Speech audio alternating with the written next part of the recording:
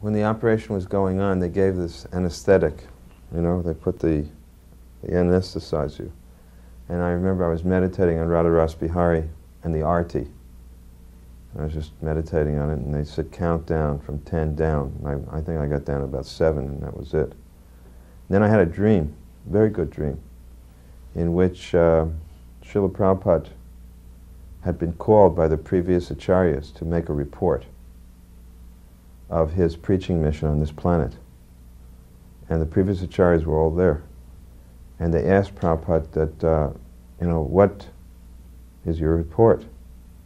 And Prabhupada said that he had studied the people of this planet, and he had found that they had no capacity for taking any type of austerity, nor were they very capable of studying, and they were not very pious.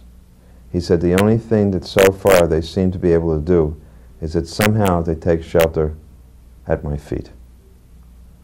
This was the dream I had. And then they wheeled me out after the operation, and when I came in to the room which had been assigned to me, Prabhupada was sitting there. Actually, he had come to the hospital. And he said, I came here as fast as I could. I wanted to stop the operation. He said, because I think you should have had this operation in America. But anyway, now it is there. And it turned out he had come all the way in from Juhu in a jeep, right in the middle of the rush hour, to try to stop this operation. So I told Prabhupada about the dream, and Prabhupada listened very intently, and he said, actually, this is so. He said, this is so. I remember one time in New Delhi, somebody said, Maya, he was talking about Maya, and he said, Maya, everything, this whole world is just an illusion. And Prabhupada jumped down his throat and said, how dare you call it an illusion? He said, it is beautiful. He said, the mountains are beautiful, the oceans are beautiful, the rivers, the sky, the trees, everything. This is a beautiful world. He said, but what it is it's temporary. And it's just a perverted reflection of the spiritual world. So if you see the beauty of this world, you'll see how beautiful the spiritual world is. You know, 1,000,000 times more beautiful. But he said, it's like if you were to paint a painting and bring it to me and say, Srila Prabhupada, look at this painting I have done for you. And I would look at it and say, it's an illusion. He said, it would hurt your feelings. So I find it very offensive that you call this world an illusion. So when Prabhupada came to San Francisco, he had wanted me to come back to India to take up my service again, because he couldn't find anyone to replace me as a GBC. And so when Prabhupada was there, as soon as we got in the car, we picked him up, Prabhupada started talking about Hare Krishna land and India. And I could feel the pressure was coming down. So then we went into Prabhupada's room, and Prabhupada had, it was just myself and Prabhupada in the room, and he said, so, what are you going to do? Are you prepared to come back to India? And I said, well, Prabhupada, I'm preaching now. And Prabhupada was a little upset. He said, what is that preaching? He said, preaching means there must be results. I said, oh, there's results. He says, what are those results? Let me see really what are the results. So I had all of our new men shave up, and they all were completely fresh shaved, the 10 new bhaktas, and I had them each come up with a rose, and one by one they came up and they put a rose on Prabhupada's desk, and they offered their obeisances, dandavats, and then they sat down, and Prabhupada started to beam, and he said, this is preaching. He was so happy to see this. He said, so you stay here. He approved of it. I remember one day we went from Mr. Jariwala's house to an engagement at an industrial facility outside of Surat, where the company had invited us to come for their employees, and we did an engagement. It was a nice place. I remember there were bougainvillea bushes growing around the place and palms, and there was grass behind the industrial facility, which wasn't a heavy factory. I don't know what they made there, but anyway. Prabhupada it was a kirtan and lecture and kirtan program, and on the way back, our host that day wanted to show us a new Durga temple that had just been constructed by the side of a river there. And I forget the name of that particular river, but it flows through, that's Gujarat province. Surat's in Gujarat. We've gone from Maharashtra, where Bombay is, up into Gujarat. And by this nice stream, there was a really nice new Durga temple built, and it had a new deity in it. And it was one of those temples where they were taking care of the deity and like that.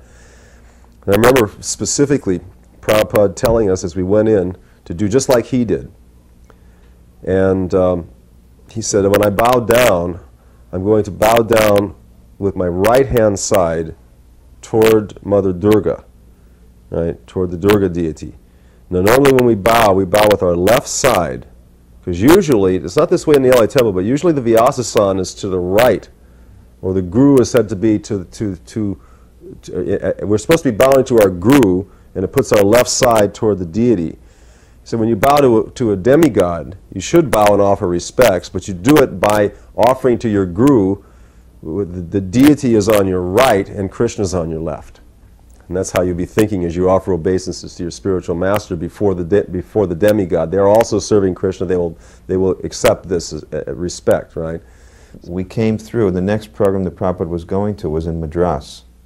And we stopped, the train stopped from Ahmedabad to Madras, stopped in Bombay. But because my wife was now at the temple and I was a sannyasi, I wouldn't go. So I sent my party to see Prabhupada and give the report. And I just sat in the train station waiting for them to come. It was a 6-hour or something wait over.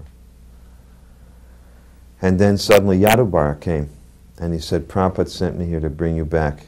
He said, you can come to the temple. I said, but you know, my wife is there, former wife is there, I can't go, I'm a sannyasi. I said, no, Prabhupada said, it's okay. So as soon as I came into the room and I offered my obeisance, Prabhupada said, the temple is a neutral ground. He said, it is neutral. You can be here at the same time, there's no harm. And then he asked everyone to leave the room, which was quite unusual, I thought.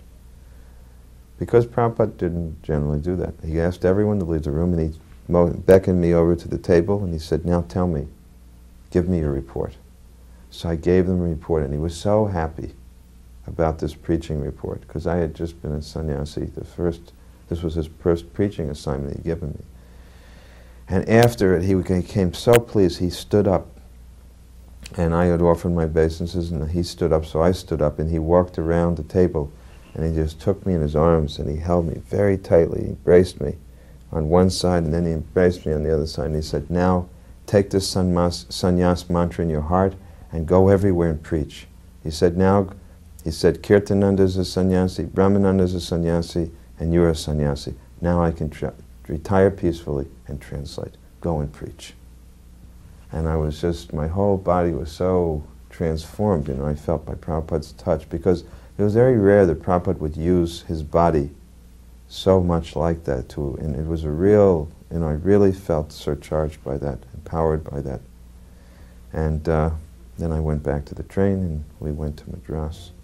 I remember another time Prabhupada said, this was in Bombay, there was a Indian gentleman who came in, and we used to sit with Prabhupada a lot. The schedule would be that we would have after morning service, and when we were first in India, the Mangala Artik was in his room. So the little deities that we traveled with were just set up in his room, and we would go in his room, and he would sometimes do the service. And after Mangala Artik, he would talk to us on the Bhagavatam and the Bhagavad Gita. And then after that, he would have darshan, which is people coming to visit him.